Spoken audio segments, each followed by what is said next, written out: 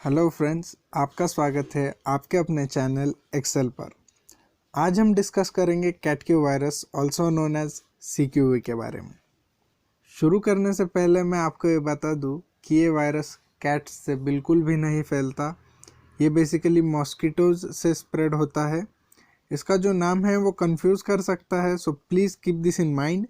ये virus cats से spread नहीं होता, ये वायरस स्प्रेड होता है मॉस्किटोज से। वैसे ये न्यूज़ में था क्यों? ये न्यूज़ में था क्योंकि ICMR Indian Council of Medical Research has warned of danger posed by another virus found in China, Cat Que virus. इसका जो ग्रुप है वो है सिम्बोसेरो ग्रुप, और ये जो कैटक्यू वायरस है इसकी फैमिली है बुनियाराविडे और जीनस है ऑर्थोबुनिया वायरस। ICMR के मुताबिक इस वायरस में पोटेंशियल है to spread across India. Cat Que virus के कारण फेब्राइल इलनेस, मेनिंगेटाइटिस और पेडियाट्रिक एंसेफेलाइटिस जैसी बीमारियां हो सकती है। अब यहाँ पे फेब्राइल इलनेस क्या है? फेब्राइल इलनेस यानी कि 38 डिग्री सेल्सियस के ऊपर का बुखार, और एक्यूट फेब्राइल इलनेस यानी कि 38 डिग्री सेल्सियस के ऊपर का बुखार lasting for more than 7 days. Meningitis क्या है? मेनिंगेटाइटिस में सूजन आ जाती है ब्रेन और स्पाइनल कॉर्ड मेम्ब्रेन्स में। ये बेसिकली इन्फेक्शन के कारण होता है और ये काफ़ी रेयर डिजीज़ है। CQV यानी कि कैटक्यू वायरस के कारण पेडियाट्रिक एंसेफेलाइटिस भी होता है। इसमें बच्चों के ब्रेन में सूजन आ जाती है, उन्हें कन्फ्यूजन होने लगता है और फिट्स जैसी तकलीफ़ें भी होती है। चलिए आगे बढ़ते हैं। कैटक्यू वायरस को स्पॉट किया गया in Culex mosquitoes and pigs across China and Vietnam, और इसकी एंटीबॉडीज़ भी पाई गई in local rearing pigs in China, जिससे ये इंडिकेट होता है कि वायरस ने अपनी नेचुरल साइकिल तैयार कर ली है और उसमें एबिलिटी है to spread in pigs and other animals with the help of mosquitoes. Natural cycle क्या होता है? नेचुरल साइकिल बेसिकली एक नेचुरल प्रोसेस होती है जिसमें जो भी एलिमेंट हो वो कंटिन्यूसली साइकिल होते रहता है, यानी कि रिप्रोड्यूस होते रहता है। हमारे केस में कैटक्यू वायरस की नेचुरल साइकिल है। अब यहाँ पे Indian Council of Medical research के चिंतित होने का कारण क्या है? कारण ऐसा है फ्रेंड्स, 2014 से 2017 तक यहाँ पे 1020 लोगों के सीरम सैंपल्स लिए गए जिन्हें एक्यूट फेब्राइल डिजीज़ था, और ये अलग अलग स्टेट्स से कलेक्ट किए गए थे।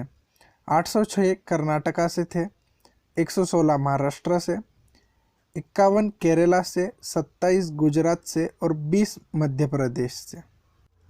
आगे बढ़ने से पहले हम ये जान लेते हैं कि सीरम क्या होता है। सीरम बेसिकली एक लिक्विड होता है जो कि क्लॉटिंग वगैरह में रोल प्ले करता है। सीरम को ब्लड से सेपरेट करने के लिए ब्लड को क्लॉट होने दिया जाता है, जिसे हम साइंटिफिक टर्म्स में कोआगुलेशन कहते हैं।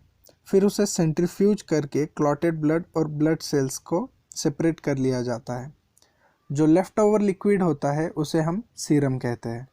सीरम की जो स्टडी होती है उसे हम सेरोलॉजी कहते हैं, और जो ब्लड टाइप डिटर्मिनेशन होता है उसमें भी सीरम का ही यूज़ किया जाता है। सो चलिए आगे बढ़ते हैं। जो 1020 लोगों का सीरम सैंपल लिया गया उसमें से 883 सैंपल्स को NIV national institute of virology, जो कि पुणे महाराष्ट्र में स्थित है, वहाँ टेस्ट के लिए भेजा गया। NIV ने ये पाया कि इन 883 लोगों में से जो 2 लोग थे उनकी बॉडी में कैटक्यू वायरस की एंटीबॉडीज़ पाई गई। अब देखिए क्या होता है ना कि ह्यूमन बॉडी काफ़ी इंटेलिजेंट है और वो किसी भी फॉरेन इंट्रूडर से फाइट करती है।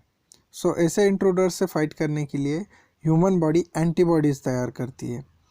ऐसा कभी नहीं होगा कि बिना इंट्रूजन के ह्यूमन बॉडी एंटीबॉडीज़ तैयार करेगी to fight that particular virus. अब इसका मतलब क्या है? इसका मतलब ये है कि जो कैटक्यू वायरस है it has potential to get transmitted into humans. जिन सैंपल्स में कैटक्यू वायरस की एंटीबॉडीज़ पाई गई थी वो दोनों सैंपल्स कर्नाटका से थे। एक 2014 का सैंपल था और दूसरा 2017 का सैंपल था। यहाँ पर एक अच्छी खबर ऐसी है कि पूरी स्टडी के दौरान किसी भी ह्यूमन या एनिमल सैंपल में वायरस नहीं पाया गया। कैटगिव वायरस का नेचुरल होस्ट मॉस्किटो है और इसका primary mammalian host domestic pig है। कुछ क्वेश्चंस जान लेते हैं। Can this virus get transmitted into humans? क्या ये वायरस ह्यूमंस में ट्रांसमिट हो सकता है? जी हाँ, ये वायरस ह्यूमंस में ट्रांसमिट हो सकता है। How can humans get infected with this Cat Que virus? यहाँ पे जो ह्यूमंस है वो मेनली इन्फेक्ट होंगे मॉस्किटोज़ की वजह से, जिससे कि इस वायरस के स्प्रेड होने के चांसेस काफ़ी बढ़ जाते हैं। इस वायरस की रेप्लिकेशन कैपेसिटी बहुत ज़्यादा है इन मॉस्किटोज़ और इंडिया में 404 से ज़्यादा मॉस्किटो स्पीशीज़ है। इनमें से 3 स्पीशीज़ को इस वायरस का सबसे ज़्यादा खतरा है, इजिप्टी, सीएक्स क्विंक्विफैशिएटस और तीसरी है सीएक्स ट्रेटिनायरिंकस। साइंटिस्ट के मुताबिक इस वायरस के जो ट्रेसेस पाए गए हैं इन मैमल्स लाइक पिग्स, मैना bird and also in mosquitoes, ये एक पब्लिक हेल्थ क्राइसिस में टर्न होने का पोटेंशियल रखता है like covid. Is this virus dangerous?